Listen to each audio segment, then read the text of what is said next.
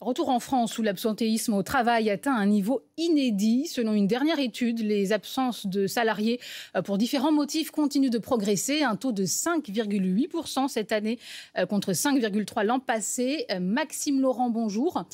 Ces chiffres, c'est tout simplement du jamais vu. Oui, regardez, c'est le Figaro qui sort cette étude ce matin et qui explique que cette année, 28% des hommes ont loupé au moins une journée au travail. Ça monte même à 36% pour les femmes. Cette différence, elle s'explique parce que les congés maternité sont pris en compte dans ces statistiques. Également car certains secteurs féminisés comme la santé sont jugés difficiles. Il y a plus d'arrêts maladie dans ces secteurs. Tout ça, ça place la France au milieu du tableau de l'Europe avec en moyenne 22,5 jours posés lors d'un arrêt maladie. C'est certes moins qu'au Portugal ou en Norvège où les conditions d'accès sont beaucoup plus souples pour ces arrêts maladie. En Norvège, par exemple, on touche 100% de son salaire dès le premier jour d'arrêt, mais c'est 22,5 beaucoup plus qu'en Suisse ou en Grèce. En Grèce, c'est très difficile d'accéder à des indemnisations lors de l'arrêt maladie. Il faudrait vraiment avoir un arrêt de longue durée. En tout cas, ce qu'il faut retenir, c'est que 22,5 jours en moyenne en France, c'est un chiffre qui ne cesse d'augmenter chaque année.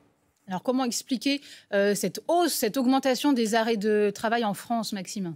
Ça s'explique d'abord par un vieillissement de la population. On a des travailleurs qui sont de plus en plus âgés. Il y a eu un report de l'âge de départ depuis la réforme des retraites. Et bien, ces travailleurs plus âgés, ils posent des arrêts maladie qui sont plus longs. C'est ce que montrent les statistiques. En moyenne, une trentaine de jours dès qu'on passe 55 ans. Il faut aussi parler de la hausse des arrêts de courte durée, des arrêts de quelques jours seulement. Ils sont en hausse de 5% depuis l'an passé, particulièrement chez les jeunes. Et puis enfin, il faut parler des conditions de travail. On parlait de secteurs difficiles comme la santé. Ces secteurs dans lesquels les conditions de travail sont jugées plus difficiles, ils ont un fort impact sur les arrêts de travail. Regardez, dans cette étude qui a été parue dans le Figaro, on explique que par exemple dans le secteur bancaire ou dans l'ingénierie, on frôle à peine les 4% d'absentéisme, alors que quand on parle de services à la personne ou de centres d'appel, là où les conditions de travail sont jugées plus difficiles, on peut frôler les 11%. C'est 2 fois plus que la moyenne nationale. Et tout ça, d'après le gouvernement, ça coûte très cher. D'après eux, l'année dernière, il a fallu verser 20 milliards d'euros via l'assurance maladie pour indemniser tous ces arrêts de travail.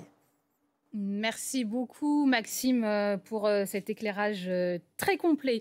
On continue à parler de ce sujet en plateau avec nos invités. Parmi eux, Frédéric Bizard, professeur d'économie à l'ESCP, président de l'Institut de santé, centre de recherche sur la refondation du système de santé. Bonjour et bienvenue.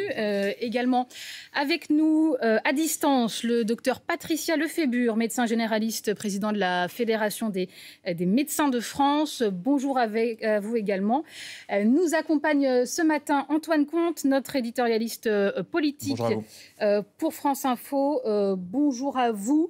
Votre réaction d'abord à ce chiffre que Maxime nous donnait, les arrêts de travail qui coûtent 20 milliards d'euros à l'heure où le gouvernement cherche à faire 44 milliards d'économies. Ça interpelle. Bien sûr que ça interpelle. Alors, dans les 20 milliards, il y a 12 milliards qui sont liés aux arrêts maladie et puis le reste, ce sont liés aux grossesses et puis aux accidents du travail. Bon. Et donc, si on s'intéresse aux arrêts maladie, il faut bien voir que le déterminant principal de la hausse en valeur de ces dépenses, sont des bonnes causes. C'est-à-dire c'est une cause double. La première, c'est qu'il y a une forte hausse des salaires de 2021 à 2023 pour couvrir le pic inflationniste, 16% de hausse du SMIC. Alors souvent, je vois qu'on compare, ça fait plus 6% de 2019 à 2023 pour les arrêts maladie. Et puis avant, c'était plus 3%. Donc on dit que ça a doublé. Mais ça a doublé en grande partie pour cette raison. Et la deuxième raison, c'est qu'on a créé 1 600 000 emplois supplémentaires de 2021 à 2023. Et donc ces deux phénomènes-là, mécaniquement, encore une fois, c'est 2/3 des causes de la hausse des dépenses. Bon. Et puis, il y a de mauvaises raisons qui ont été très bien expliquées par votre collègue, que je ne vais pas redévelopper. Une raison de santé publique, c'est-à-dire qu'on a... C'est pas le problème du vieillissement, je rappelle, c'est pas le vieillissement qui entraîne les dépenses de santé, c'est la morbidité. Donc, si le vieillissement est en bonne santé, ce qui devrait être le cas au moins jusqu'à 70 ans, comme dans les pays nordiques, en fait, il y aurait assez peu d'impact du vieillissement sur les actifs. Et puis, la deuxième raison, c'est les conditions de travail. Là, encore une fois, il y avait un graphique extrêmement intéressant. Vous avez 3 jours de taux d'absentéisme dans la banque et vous en avez 11 à l'hôpital. Donc, soit on travaille sur ces causes-là qui doivent être améliorées de santé publique et de conditions de travail. Et le dernier point, c'est qu'il faut remettre un peu de l'ordre dans le fonctionnement de ces arrêts maladie. Comment est-ce qu'on donne des arrêts maladie? Est-ce qu'on va continuer toujours avec des arrêts sur papier? Je pense que c'est un souci. Il faut numériser tout ça pour qu'on puisse avoir un meilleur contrôle. Et puis, qui doit financer les arrêts maladie? C'est la mission première de l'assurance maladie. C'est la notion de salaire différé. C'est-à-dire que vous cotisez pour quand vous n'êtes plus en état de travailler, vous puissiez avoir un revenu de substitution. Mais est-ce que ça doit être l'assurance maladie plus la mutuelle au-dessus? Je pense qu'il faut clarifier. Sur la question des jours de carence, le gouvernement souhaite donc rallonger le délai de carence pour les arrêts de travail de 3 à 6. On va poser la question au docteur Lefébure qui est avec nous. Rebonjour. Vous qui êtes confronté à la réalité, qui recevez des patients, on laisse entendre que les salariés abuseraient. C'est quoi la réalité ? On entend ça tout le temps, effectivement. Non, la réalité, c'est que, alors, de notre côté, les gens n'abusent pas. On travaille sur la confiance, de toute façon. Et j'ai plutôt souvent des refus d'arrêt de travail que je propose, plutôt que des abus. Bon, après, je peux pas dire que personne abuse. Moi, si le patient me dit qu'il a des douleurs, je le crois. Voilà. Mais le problème ne réside pas là. Le problème réside dans ce qu'a développé effectivement Frédéric Bizard, et aussi dans les délais que nous avons pour obtenir des avis de médecins du travail, par exemple, qu'avant on pouvait avoir dans les 10 jours. Maintenant, il faut des fois attendre 2 mois pour avoir un avis pour une réorientation dans un poste, pour avoir des examens complémentaires aussi, ou pour avoir un avis spécialisé. Je peux pas remettre quelqu'un sur un chantier si je ne sais pas dans quel état est son genou, par exemple. Donc tout ça, c'est des choses qui petit à petit s'accumulent et qui font que, donc ajouter effectivement à la morbidité, comme il a dit, c'est-à-dire les maladies des patients qui commencent à devenir âgés, qui ont du mal à travailler physiquement. Est-ce que vous ressentez qu'il y a aussi une forme d'usure au travail, une forme de perte de sens du travail ? Alors, ça, dans certaines situations, oui, c'est pareil. Il y a des gens qui sont ravis d'être au travail. Évidemment, on ne peut pas se cacher non plus, quand même, qu'il y a beaucoup de souffrance au travail et que ça fait partie des arrêts de travail les plus longs parce que les plus complexes à remettre. C'est-à-dire, ce sont des gens qui, chez eux, vont très bien, voilà. Et dès qu'on le remet dans l'ambiance du travail, du poste auquel ils sont affectés, de nouveau font des décompensations psychologiques, psychiatriques même, avoir des idées suicidaires. C'est pas juste je me sens pas bien quand je vais au travail. C'est non, j'ai des pertes de poids, je mange plus, je stresse, je dors plus la nuit, etc.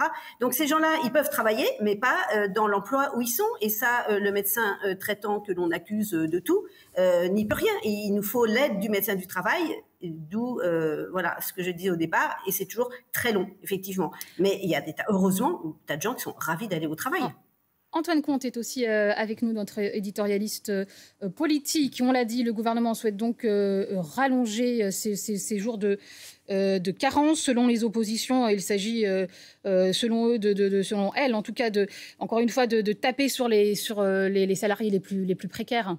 Oui, alors ce qui est sûr, c'est que François Bayrou a réussi à faire l'unanimité contre lui par rapport à pas mal de mesures annoncées dans ce budget.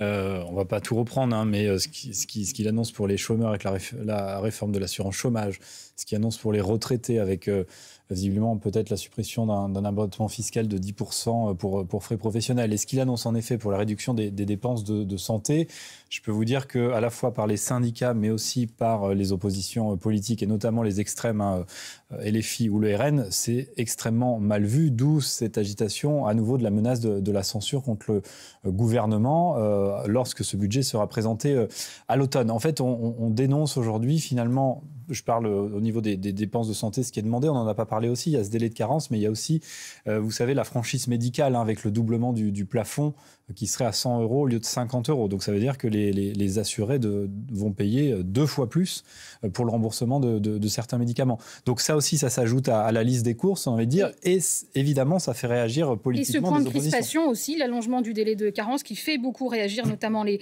syndicats. Absolument. Marie-Lise Léon de la CFDT parle d'une mesure injuste. Oui, elle dit que c'est profondément injuste. Elle l'a encore dit hier. Je rappelle qu'hier, la CFDT, la CFTC sont les 2 seuls syndicats qui sont allés rencontrer la ministre du Travail, Astrid Panosyan-Bouvet, pardon. Ils l'ont rencontrée, mais ils en sont sortis très, très critiques. La CGT et FO, eux, ont décidé de même pas participer à cette réunion. Peut-être que FO s'y rendra fin août, nous dit-on. Néanmoins, on sent en effet que... C'est pour ça que je vous disais que François Bayrou faisait l'unanimité contre lui, c'est-à-dire qu'à la fois, l'ensemble des centrales syndicales sont absolument, quasiment contre tout ce qu'a proposé le Premier ministre. Et du côté, bien évidemment, des oppositions politiques, l'objectif, c'est d'essayer de négocier pour essayer d'amender ce budget pendant l'été, mais surtout d'activer à nouveau l'arme, qui est une arme constitutionnelle et démocratique, de la censure. Frédéric Bizard, est-ce que l'allongement du délai de carence voulu par le gouvernement, c'est un levier qui vous paraît pertinent ? Non, mais moi, je pense que, pour aller dans le sens d'Antoine Comte, si le gouvernement doit tomber, c'est clairement sur la loi de financement et de sécurité sociale, de la même façon, pour les mêmes raisons que Michel Barnier. C'est indéfendable. Pourquoi ? Parce que vous êtes sur des mesures paramétriques qui sont douloureuses. Vous avez cité la multiplication, et qui sont très injustes.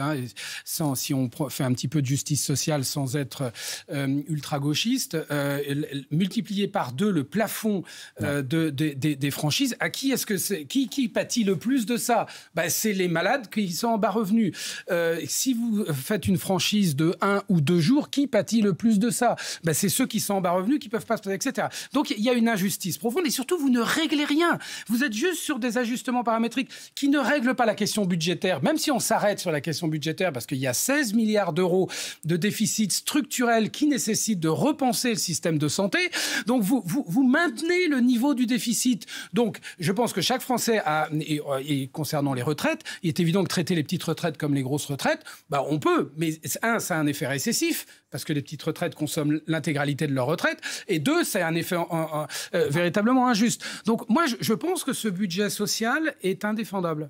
Antoine Comte, c'est un budget qui est perçu comme très peu égalitaire. Oui, très peu égalitaire, parce que finalement, on demande toujours aux mêmes, mais aux plus démunis. En tout cas, c'est ce que disent aujourd'hui les oppositions et les syndicats, mais c'est vrai que quand vous regardez l'ensemble des annonces de François Bayrou, vous avez très peu qui est demandé aux ultra-riches, en tout cas pour le moment. On parlait de cette taxe Zuckman. Alors, le gouvernement ne souhaite pas la reprendre. On a vu la ministre des Comptes publics, Amélie de Montchalin, balayer d'un revers de main la possibilité au moins d'en discuter. Je rappelle, la taxe Zuckman, c'est 20 milliards d'euros. Alors après, ça pose d'autres problèmes constitutionnels. Il faut voir si elle peut être vraiment mise en place. Il y a un risque aussi d'exil fiscal, même si Gabriel Zuckman, donc cet économiste qui défend cette taxe, lui a imaginé une forme de bouclier fiscal pour que les exilés fiscaux puissent encore payer des impôts au titre de la France, en fait, de leur pays d'origine. Néanmoins, on voit bien qu'en effet, cette contribution de solidarité sur les ultra-riches, c'est le terme qui a été donné par François Bayrou, c'est très flou, on ne sait pas ce qu'il y a là-dedans, on ne sait pas combien ça va rapporter, on nous parle de 4 à 5 milliards d'euros et encore on n'en est pas sûr. Qui sera concerné ? Combien de temps ? Donc voilà, donc il y a quand même un déséquilibre qui est aujourd'hui dénoncé par les oppositions et aussi par les syndicats. Merci Antoine, merci beaucoup Antoine Comte pour votre éclairage. Merci également à vous Frédéric Bizard et merci à vous Docteur Lefébure d'avoir répondu à nos questions ce matin.